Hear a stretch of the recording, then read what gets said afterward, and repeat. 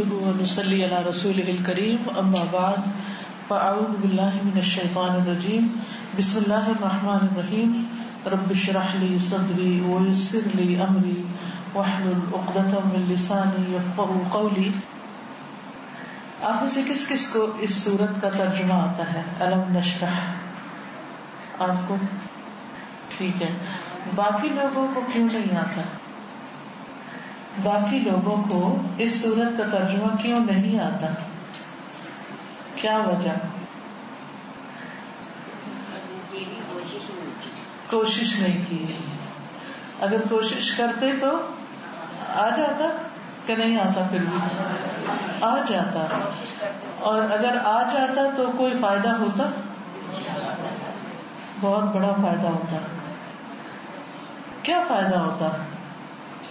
اچھا، جن لوگوں کو ترجمہ آتا ہے اس کا وہ بتائیں کہ اس میں سے کون سی آیت ایسی ہے جو ان کو بہت ان کی دل کو لگتی ہے. جی.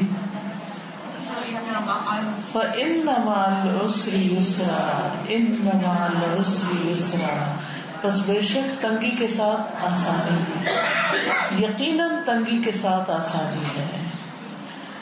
زندگی میں کتنی دفعہ ایسا ہوتا ہے کہ ہمارے حالات بڑے تنگ ہو جاتے ہیں. کبھی رزق کی تنگی ہو جاتی ہے، کبھی دل کی تنگی ہو جاتی ہے، کبھی اولاد کی تنگی ہو جاتی ہے. تو جہاں تنگی ہے وہاں آسانی بھی ہے. آپ دیکھیں کہ مثلاً کبھی ایسا ہوتا ہے کہ گھر ہمارا چھوٹا ہوتا ہے، ہم کہتے ہیں کاش ہمارا گھر بڑا ہوتا. پھر اللہ تعالیٰ ہمیں بڑا گھر دے دیتا ہے، پھر کہتے ہیں وہ چھوٹا گھر تھا نا، کام جلدی پورا ہو جاتا تھا. اب کیا ہوتا ہے؟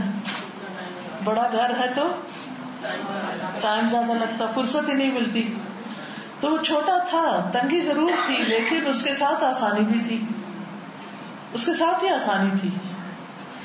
اسی طرح اور بہت سی چیزیں ہیں زندگی میں انسان جن پہ تنگ ہوتا ہے کہ یہ ایسا کیوں ہے، ایسا کیوں نہیں. لیکن آپ دیکھیں گے مثلاً آپ کے پاس نپی تلی آمدنی ہے، بس اتنا آتا ہے کہ آپ اس کو اپنی ضروریات پوری ہو جاتی ہیں، کسی سے لینا نہیں پڑتا، قرضہ نہیں اٹھانا پڑتا. لیکن آپ جب کسی کو اپنے سے زیادہ آگے دیکھتے ہیں تو آپ کہتے ہیں کاش میرے پاس بھی اتنا ہوتا، اور پھر آپ کے پاس وہ آ جاتا ہے. اب کیا ہوتا ہے؟ کم تھا تو اس کی سنبھال کم تھی، اس کا حساب کم تھا، اس کے لیے بھاگ دوڑ کم تھی. زیادہ ہوا تو کیا ہوا؟ کام بڑھ گیا، محنت بڑھ گئی، ٹینشن بڑھ گئی. تو یہ سورت دراصل ہمیں زندگی میں اپنے حالات کے ساتھ خوش رہنا سکھاتی ہے. ہر شخص کی زندگی میں کچھ آسانیاں ہیں اور کچھ مشکلات ہیں، اور یہ ہر شخص کے ساتھ ہے کہ کچھ آسانیاں ہیں اور کچھ مشکلات ہیں. تو جہاں مشکلات ہوتی ہیں وہاں پر انسان کے لیے آسانی بھی ہوتی ہے. مثلا انسان بیمار ہوتا ہے، مشکل ضرور ہوتی ہے لیکن اس کے ساتھ کچھ سہولتیں بھی ہوتی ہیں کہ آپ جو روز مرہ کا بہت سا کام کر رہے ہوتے ہیں وہ آپ کا کام چھوٹ جاتا ہے، بستر پہ پڑ جاتے ہیں، آپ آرام کرنے لگتے ہیں. آپ کو روز مرہ کے کاموں میں فرصت ہی نہیں ہوتی تھی کہ آپ ذکر کر سکیں، دعائیں مانگ سکیں. پھر کیا ہوتا ہے کہ آپ کے پاس بہت سا ٹائم آ جاتا ہے، آپ دعائیں مانگنے لگتے ہیں. جب آپ بڑھاپے کی عمر کو پہنچتے ہیں تو آپ چل پھر نہیں سکتے، آپ کو ہر وقت شکایت رہتی ہے، گھٹنوں میں درد ہے، بھاگ نہیں سکتے، کام نہیں کر سکتے، پہلے والی بات نہیں. پھر آہستہ آہستہ سارے کام دوسروں کو دے دیے جاتے ہیں، کچھ بیٹیاں سنبھال لیتی ہیں، کچھ بہویں سنبھال لیتی ہیں، اور آپ کا زیادہ وقت فارغ ہو جاتا ہے. بڑھاپا ہے، بیماریاں ہیں، لیکن فرصت ہے. اب اس فرصت کو کیسے استعمال کرنا چاہیے؟ کیا کرنا چاہیے بڑھاپے کی فرصت کو استعمال کرنے کے لیے؟ زیادہ سے زیادہ اللہ کا ذکر کرنا چاہیے، زیادہ سے زیادہ تلاوت کرنی چاہیے، زیادہ سے زیادہ نیکی کے کاموں میں انسان اپنی آخری عمر کو لگائے. لیکن عموماً کیا ہوتا ہے آج کل، کیا ہو رہا ہے، بزرگ لوگ بھی کیا کر رہے ہیں، یا ٹی وی کے آگے بیٹھے ہوئے ہیں، یا پھر موبائل پہ لگے ہوئے ہیں، یا پھر جو بہو بیٹیاں ہیں ان کے کاموں میں مداخلت کر رہے ہیں. تو اس سے ان کی زندگی مشکل ہوئی بھی ہے. تو کیا کرنا چاہیے؟ جب ہمارے اوپر ایسے بڑے زیادہ کام نہ رہے تو ہم شکر کریں کہ اور کام سنبھالیں, اچھا کریں نہ اچھا کریں, جس بھی کوالٹی لیول کا کریں. ہمیں اللہ نے فرصت دی ہے, اس فرصت سے ہم فائدہ اٹھائیں اور زیادہ سے زیادہ اللہ کی عبادت کر سکیں. بزرگ لوگ کیا کیا کر سکتے ہیں, کوئی بتائے گا؟ کوئی اپنا تجربہ بتا دے, اس سے دوسروں کو فائدہ ہو جائے, کچھ اور دوسروں کے لیے آپ مشورہ دے دیں. السلام علیکم. مجھے کوئی 4 سال سے پہلے میں بیمار پڑ گئی ہپ میں اور اس میں. تو میں جب بیمار پڑ گئی پہلے تو خیر بندہ افسوس اور یہ مجھے درد ہو رہا ہے وہ ہو رہا ہے, لیکن اس کے بعد میں نے یہ کیا کہ میں نے وہ اٹھایا, میں بس ٹائم ہی ٹائم تک باہر نہیں جا سک رہی تھی. تو الحمدللہ حفظ سورت ملک, سورت رحمان اور پیچھے کی چھوٹی چھوٹی اور صورتیں میں نے کر لی. اینڈ ایٹ اے ٹائم جب میں گھر پہ تھی تو I have open a proposal online. Quran والے جو ہمارے اسٹوڈنٹ تھے تو ان کے ساتھ ہم نے ایک گروپ کھولا ہوا ہے پروپوزل کا, جو کہ اپنے لوگ آپس میں ڈال سکتے ہیں اور عزت کے ساتھ, مطلب یہ نہیں کہ ان کی پاپولیرٹی ہو رہی تھی اس کی بیٹی نے ڈالا اس کی بیٹی نے ڈالا. تو الحمدللہ میں نے حفظ کیا اور جو میں نہیں کرتی آئی تھنک وہ, اور اس میں عبادتوں میں زیادہ بیٹھ سک رہی تھی تو بیٹھی بھی تھی, نفلیں زیادہ ہو گئی تھی اس میں, لیکن کچھ کرنے کا عادی ہوں. سوشل ورکر اور میں مختلف ہاسپٹل میں کام کر رہی ہوں. جو ہاسپٹل ہے کینسر کا, آپ کے قریب اگر کوئی ہو اور پلیز آپ جانتے ہو اور وہ غریب ہو, اس لیے کہ غریب کو جب کینسر ہوتا ہے تو پہلے وہ سمجھتا ہے وہ دوائیاں لکھی جاتی ہے, اٹس سو ایکسپینسو, وہ گھر بیٹھ جاتا ہے. سیکنڈ تھنگ از کہ وہ پھر حکیم کے پاس جاتا ہے, پھر وہ ادھر ادھر پھرتا ہے, پھر وہ جادو مادو کے چکروں میں لگ جاتے ہیں. بائی دا ٹائم وہ ہمارے پاس پہنچتا ہے, بیکاز وی آر لیڈیز, تو ہم نے کوئی اتنا زیادہ کوئی بینرز وینرز ہم نے نہیں, ساری عورتیں ہیں ہم, مطلب جو فارغ عورتیں تھیں ہم. تو اب یہ کہ جناح میں ہم نے جو GPMC کینسر ہاسپٹل ہے وہ یاسمین ٹرسٹ کے ساتھ ہے, اور ہم 3 دن کی OPDs پوری کرتے ہیں, اور ایک OPD میں 150 سے زیادہ مریض آ رہے ہیں. ایک کیمو جو ہے وہ 46,000 روپے کا ہے, اور ایک پیشنٹ کو 13 کیموز لگتے ہیں. اور اوپر والا جو حصہ ہے جو ایڈمٹڈ پیشنٹ ہے وہ آمنہ لکھانی کر رہی ہے.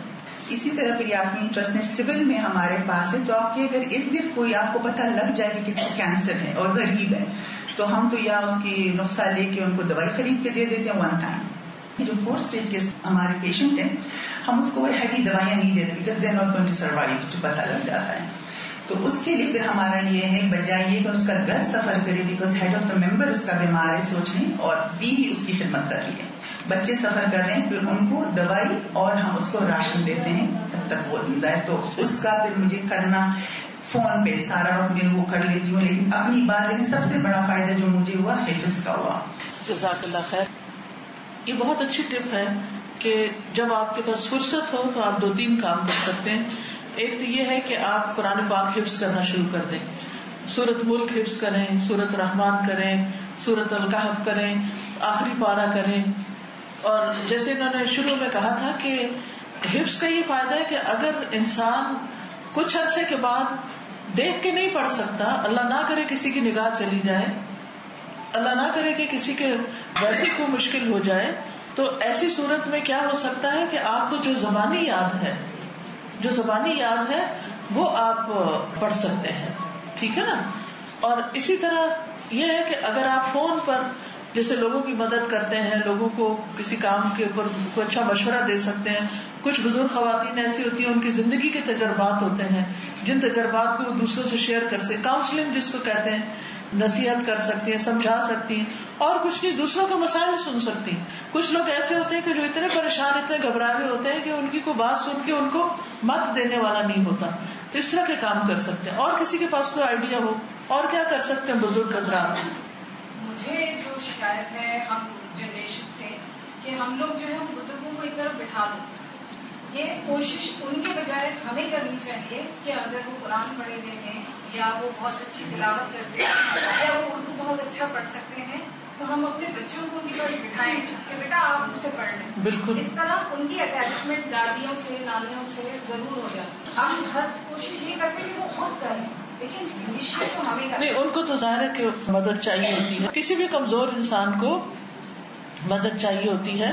یہاں کہنے کا مطلب یہ ہے کہ وہ سوچنا شروع کریں کہ ان کے اندر کیا صلاحیت ہے, کیا قابلیت ہے, وہ کیا کیا کرنے کے قابل ہیں, تاکہ وہ ایک ایکٹیو ممبر رہیں آخر تک. ہمارے پاس الہدا میں ایک خاتون آتی ہیں, ان کی ایج تقریباً 80 ایئرس ہے. انہوں نے گورنمنٹ جابس کیا اور اسی طرح کے کام کیے, اور وہ ماشاءاللہ ابھی تک ذہنی طور پر الرٹ ہیں. ان کو یہاں آ کے اور لوگوں کی سپورٹ ملتی ہے اور وہ خود یعنی کہ مدد کرتی ہیں. السلام علیکم. الہدا اسلام آباد میں ایک کافی بزرگ عمر کی خاتون آیا کرتی تھی, اللہ تعالیٰ ان کی مغفرت کرے. قمر آپا ان کا نام تھا, اور وہ آخری ایج میں 70+ جب ہو گئی تو ان کو کینسر ہو گیا.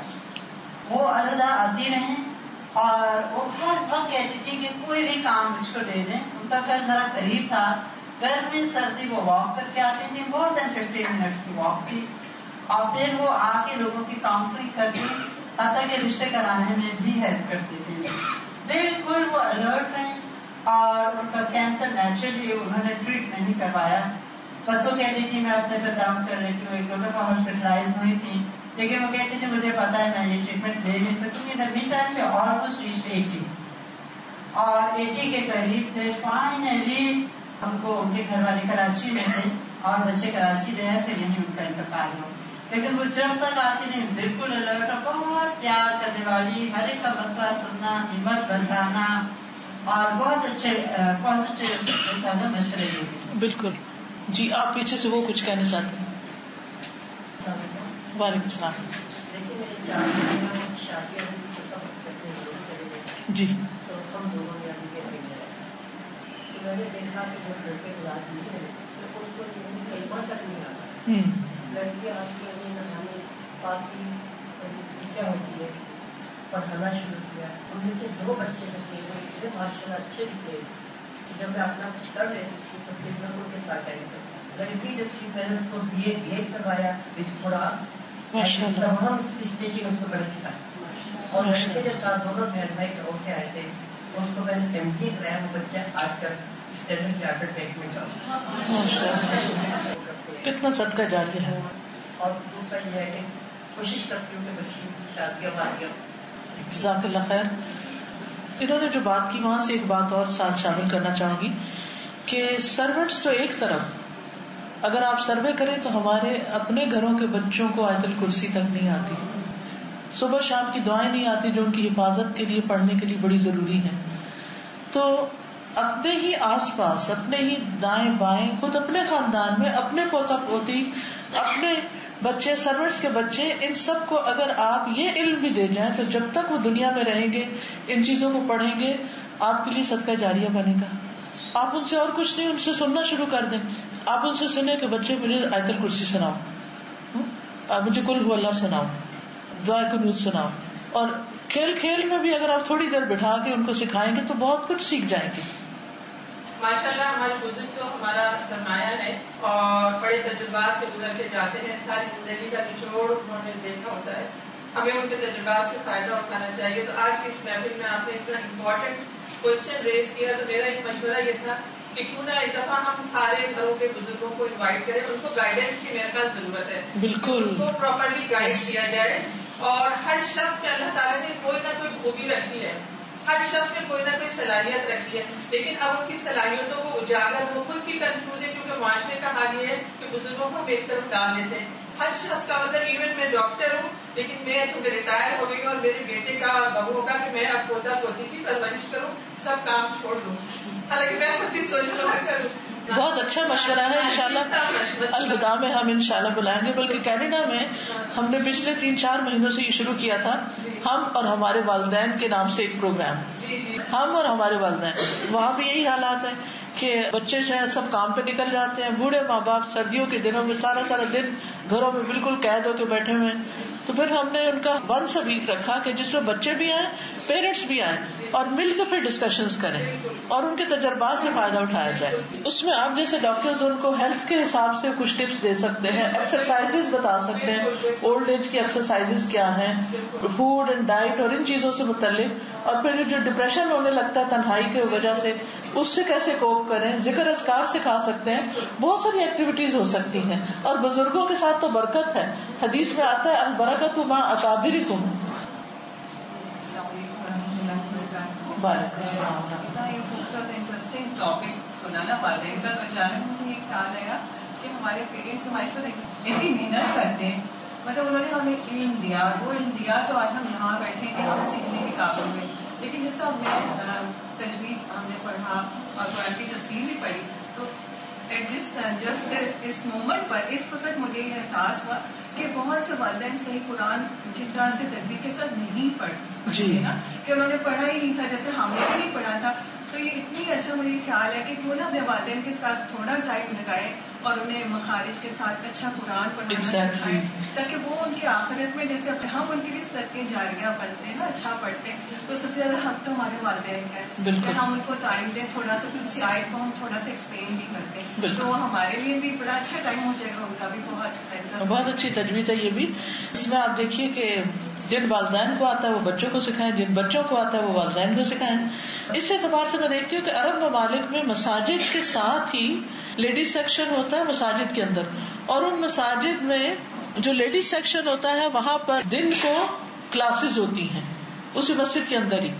اور اس میں نے بہت یہ ٹرینڈ دیکھا ہے کہ بڑی بڑی بزرگ عمر کی خواتین قرآن حفظ کر رہی ہوتی ہیں, 10 سال 12 سال ان کے اسی میں گزرتے ہیں, اور پھر بار بار وہ اس کی دہرائی وغیرہ بھی کرتی رہتی ہیں, اور وہاں جا کے ان کو کمپنی میں مل جاتی ہے, کبھی چائے کا کپ بھی پی لیا, کبھی آپس میں حال بھی ایک دوسرے سے لے دے لیا, اور ساتھ قرآن. اور قرآن تو اتنی بابرکت کتاب ہے کہ جس کے ہوتے ہوئے دل میں ایسی روشنی ہوتی ہے کہ انسان کا پھر ڈپریشن بھاگ ہی جاتا ہے. بزرگوں کی بات ہو رہی ہے تو میں سب سے پہلے بہت اپنے آپ کو بلیس فیل کرتی ہوں کہ اللہ تعالیٰ نے اتنے اچھے دادا دادی اور نانا نانی سے نوازا, جو کہ اب آ کے مجھے فیل ہوتا ہے کہ بہت بڑی ایک بلیسنگ ہے. تو میں نے جس طرح اپنا بچپن ان کے ساتھ گزارا, ان کی عادت تھی میرے دادا دادی کی کہ ہم لوگ ان کے ساتھ سوتے تھے, میں اور میرے بھائی.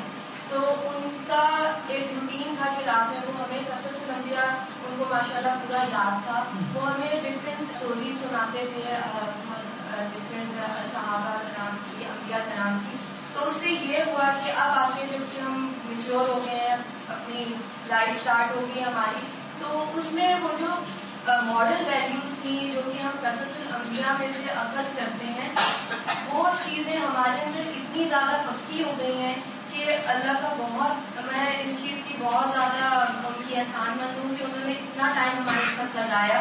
اور میرے والدین کا بھی بہت اس چیز میں عمل دخل ہے کہ انہوں نے اتنا ہمیں اٹیچ کیا اپنے گرینڈ پیرنٹس کے ساتھ کہ ان کے ساتھ گزارا ہوا ٹائم اب ہمیں جو ہے ایک بہت بڑا سرمایہ لگتا ہے. جبکہ جب ہمیں اس موڈ پہ فیل ہوتا ہے کہ ہمیں بہت زیادہ اچھی تربیت نصیب ہوئی ان کے ساتھ رہ کر. تو میں یہ کہتی ہوں کہ جو بھی گرینڈ پیرنٹس ہیں, دادا دادی ہیں, نانا نانی ہیں, وہ اپنے بچوں کو اس طرح کی مارل اسٹوریز سنائیں, نہ کہ بچے جس طرح آج کل کارٹونز میں بزی ہیں, آئی پیڈ لیپ ٹاپس میں بزی ہیں. اس سے اچھا یہ ہے کہ آپ ان کو قصص الانبیاء میں سے سکھائیں. اور جبکہ اب ہم بھی قرآن پڑھ رہے ہیں تو وہ جو ہم اسٹوریز ہمارے سامنے قرآن میں آتی ہیں تو وہ یقیناً میرے دماغ میں وہی نقشہ آ جاتا ہے جو میرے دادا دادی مجھے سنایا کرتے. بالکل صحیح.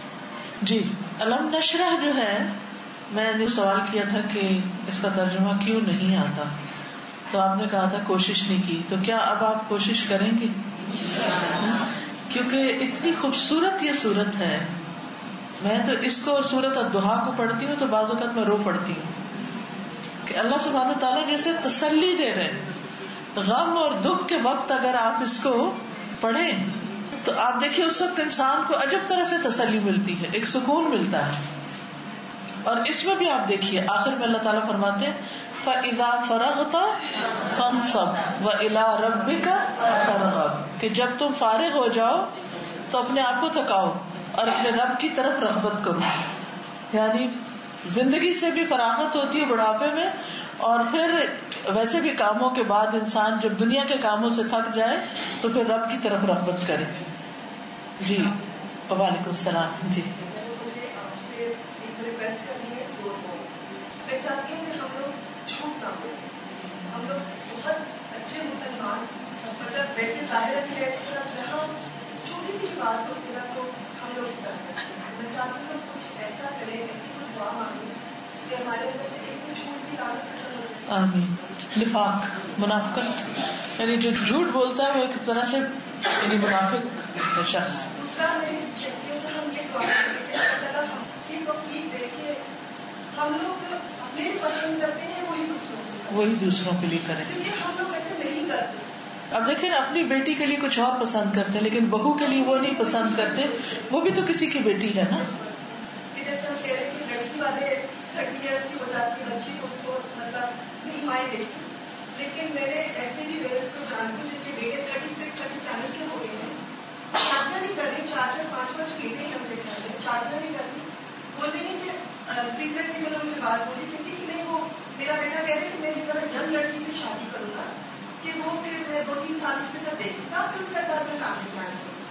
تو میں نے اس کو کہا میں نے کہا سنو کہ یہی رہنا یہی زندگی ہے تو چلے جانا یار، اتنے دن کی زندگی آخرت کی زندگی کو دیکھو. اگر کسی کی بیٹی میں 19 سے کمی ہوگی تو اس کو ٹالریٹ کر لینا تو کیا ہو گیا، دل بڑے کرو اپنے. اس بچے کی کمی ہوگی کرنے کا پڑتے 60-70-80 سال کی زندگی اور اس کے لیے اتنی تعریف. بالکل، اصل میں آخرت پر ایمان ہی بہت سے مسائل کا حل ہے. ہم ہر چیز دنیا کے نقطہ نظر سے دیکھتے ہیں. دیکھیں نا، ایک ہوتی ہے دور کی نظر اور ایک ہوتی ہے قریب کی نظر. جو قریب کی نظر جس کی خراب ہوتی ہے تو وہ مختلف اینک لگاتا ہے نا، اور جب وہ لگاتا ہے تو اس کو کیا نظر آتا ہے، جو قریب کے لفظ لکھے ہوتے ہیں. لیکن اگر اسی اینک سے وہ دور دیکھے تو پھر کیا ہوتا ہے، نظر نہیں آتا. تو کچھ لوگوں نے قریب کی اینک بس لگائی ہوئی ہے اور اس وجہ سے ان کو آخرت نظر نہیں آتی. اگر وہ دور کی لگائیں گے، فار سائٹڈ ہوں گے، آگے کی سوچیں گے تو پھر انہیں پتا چلے گا کہ ہمیں کیا کچھ کرنا اور وہاں کس کس چیز کی ضرورت ہے. اب دیکھیے کہ ہم عام طور پر رزق سمجھتے ہیں مال کو، اولاد کو، بیوی کو، گھر، اچھا کار، بینک بیلنس، اس کو ہم رزق کہتے ہیں اور ان چیزوں کے حاصل کرنے میں زندگی کا ایک بڑا حصہ کھپا دیتے ہیں. دوسری طرف آخرت کے لیے بھی ایک رزق ہے اور آخرت کی بھی ایک زندگی ہے. دنیا کی زندگی بسر کرنے کے لیے یہ مال اولاد چاہیے، لیکن آخرت کی زندگی جو ہمیشہ کی زندگی ہے اس کے لیے مال اولاد نہیں کام آئیں گے. وہاں نماز، روزہ، حج، زکوٰۃ، قرآن، دوسروں کی خدمت، زکوٰۃ، صدقہ خیرات، یہ چیزیں کام آئیں گی. اب آپ دیکھیں یہ زندگی جو چھوٹی زندگی ہے اس کے لیے ہم کتنی کوشش کر رہے ہیں، اور وہ زندگی جو ہمیشہ کی زندگی ہے اس کے لیے ہم کیا رزق کما رہے ہیں، دن کا کتنا حصہ. دونوں پلڑے پہ رکھ کے دیکھیں کہ جہاں کی ضرورت زیادہ ہے وہاں کے لیے کام ہمارا کام ہے، اور جہاں کی ضرورت کم ہے وہاں کے لیے ہم نے ایکسٹرا جمع کر رکھا ہے اور نہیں پتا کس وقت چلے جانا ہے. لمبی لمبی امیدیں ہوتی ہیں لیکن زندگی کسی وقت بھی ساتھ چھوڑ سکتی ہے. تو قرآن مجید میں آتا ہے وَلْتَنظُرْ نَفْسٌ مَا قَدَّمَتْ لِغَدٍ، ہر شخص کو یہ دیکھنا چاہیے کہ اس نے کل کے لیے کیا کر رکھا ہے. السلام علیکم. وعلیکم السلام. میں آپ سے عرض کرتی ہوں کہ میرا پوتا 20 سال کا ٹوئر پڑھنے گیا تو ایکسیڈنٹ ہوا تھا. ایکسیڈنٹ سے پچھلے مہینے کی 15 کو اس کی ڈیتھ ہو گئی. پھر ادھر لائے تو بہو بیٹا بڑے پریشان، بڑی پریشانی میں بہت. 20 سال کا تھا کہ ساتھ میں نہیں گئے. تو آپ کوئی ایسی چیز بتائیں کہ جو وہ پڑھے. ویسے پڑھتے تو بہت ایسا بھی پڑھتے ہیں، سارے گھر والے بھی، سارے رشتے دار بھی، سب قرآن ہر چیز پڑھی جاتی ہے. تو آپ کوئی مبارک ہوئے آپ کوئی بتائیں تو ایسی چیز بتائیں جو 2-3 صبر آئے بچاروں کو صبر آئے. ٹھیک ہے، ایک کتاب ہے یا نستعین، بعد میں ان کو کتاب دے کے ذرا اس پر نشان لگا دے. اس میں رنج و غم کی دعائیں ہیں، وہ رنج و غم کے ازالے کے لیے پڑھیں. نمبر 2 ان کی بخشش کے لیے بھی دعائیں ہیں جو بچے کے لیے پڑھی جائیں. تو یہ 2 چیزیں آپ ضرور لازم کر لیں. یا نستعین کتاب کا نام ہے، اس میں یہ دعائیں لکھی ہوئی ہیں. اس میں سے انشاءاللہ تعالیٰ آپ کو بتائیں گے تو آپ پڑھیں گے. اللہ تعالیٰ بچے کی بخشش فرمائے اور والدین کو اس صدمے کا اجر عطا کرے اور ان کو صبر جمیل عطا فرمائے. سبحان اللہ والحمد للہ ولا الہ الا اللہ واللہ اکبر ولا حول ولا قوة الا باللہ العلی العظیم. اللہم صلی علی محمد وعلی آل محمد كما صلیت علی ابراہیم وعلى آل إبراهيم إنك حميد مجيد. اللهم بارك على محمد وعلى آل محمد كما باركت على إبراهيم وعلى آل إبراهيم إنك حميد مجيد. ربنا آتنا في الدنيا حسنة وفي الآخرة حسنة وقنا عذاب النار.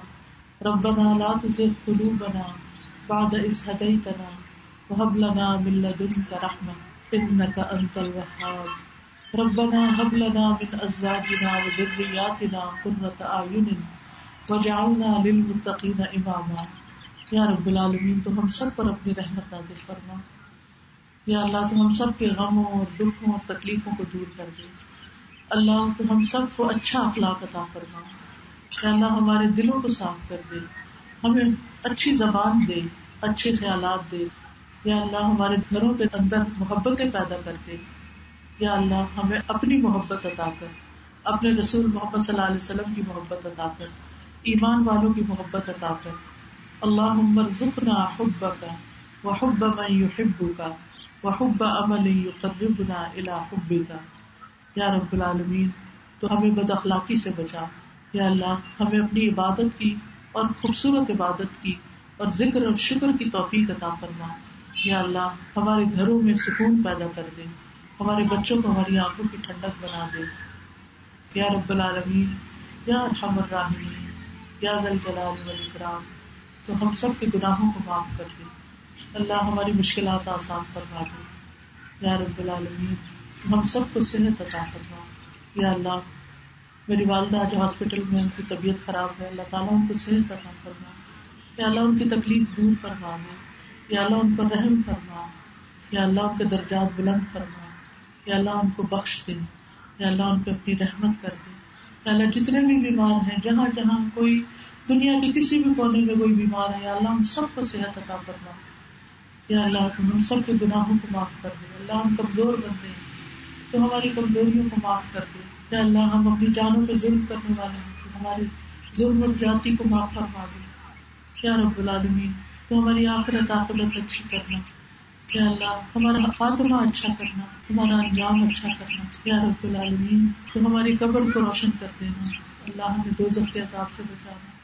اللہ تم ہمیں بغیر حساب کے معاف کر دینا. یا رب العالمین تم ہمیں اپنی رحمت سے نواز. ربنا تقبل منا انک انت السمیع العلیم. یا اللہ اس جگہ پر خیر و برکت نازل کر دے, ان کے درمیان بہترین محبتیں پیدا کر دے. یا اللہ باہم تعلقات درست فرما دے. یا اللہ دن دگنی اور رات چگنی ترقی عطا فرما. تو بہترین رہنمائی فرما, یہاں سے بہترین نسل فرمان چڑھیں. یا اللہ بہترین مسلمان, بہترین پاکستانی, یا اللہ امت کے لیے بہترین سرمایہ ہو. یا اللہ ان کوششوں اور محنتوں اور نیتوں کو قبول فرما. یا اللہ جتنی بہنیں یہاں آئی ہیں ان کا آنا قبول فرما. ان سب کے دلوں میں جو دعائیں اور نیک تمنائیں ہیں ان کو پورا فرما. ربنا تقبل منا انک انت السمیع العلیم وتب علینا انک انت التواب الرحیم. وصلی اللہ تعالی علی خیر خلقہ محمد وعلی آلہ واصحابہ واہل بیتہ اجمعین برحمتک یا ارحم الراحمین. الہی آمین. سبحانک اللہم وبحمدک اشہد ان لا الہ الا انت استغفرک واتوب الیک. السلام علیکم ورحمۃ اللہ وبرکاتہ.